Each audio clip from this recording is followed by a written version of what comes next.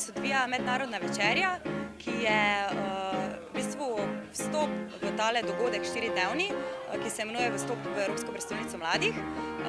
Danes je uvodni dogodek, v naslednjih dnevih pa se bo še odvijalo dogajanje po centru mesta Maribor, na Pohorju, v Rožmarinu, v Happy Peku in v klubu mariborskih študentov.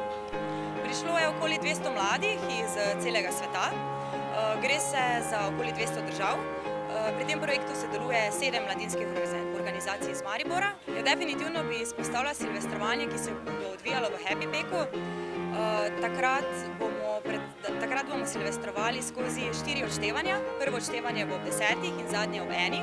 Se pravi, ta odštevanja se bo odvijala na čas nekaterih držav, ki pač ne silvestrujejo ob 12 uri, tako kot mi. Torej, za mojim hrbtom lahko vidite kulinariko 20 držav, katere so se udeležile tega dogodka. Med njimi je tudi Slovenija. In pričeli bomo torej ta dogodek s tem, da bodo se države predstavile svojo kulinariko za hrano in s pijačo. Kultura se bo pa predstavila slovenska, ker bo kasneje zaplesala folklorna skupina Put in bo pač predstavila slovensko folkloro.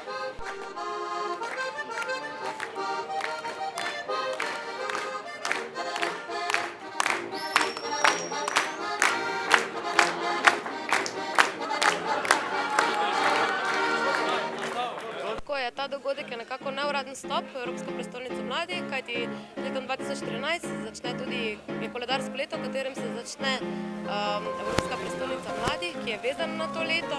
Tako da so te organizacije organizirale ta dogodek, nekako tako, da bi mlade privabili, da bi ostali v Maribor, da bi praznovali v Maribor, pa tudi, da bi mednarodni gostje, torej mladi iz različnih dežel evropskih in tudi neevropskih spoznali Maribor. Od prestolnice mladih lahko pričakujemo veliko stvari, kajti na razpisu je bilo izbranih 52 novih programov.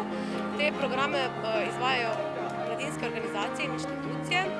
So pa različni programi, več o tem lahko pogledajo mladi na www.mb2014.si, kjer so opisani tudi vsi programi, bodo pa različna izobraževanja, mladi se bodo lahko podali svoje ideje, mogoče organiziramo lokalni sklad za mlade z idejami, socialno podjetništvo, mednarodne konference, tudi zabava, šport.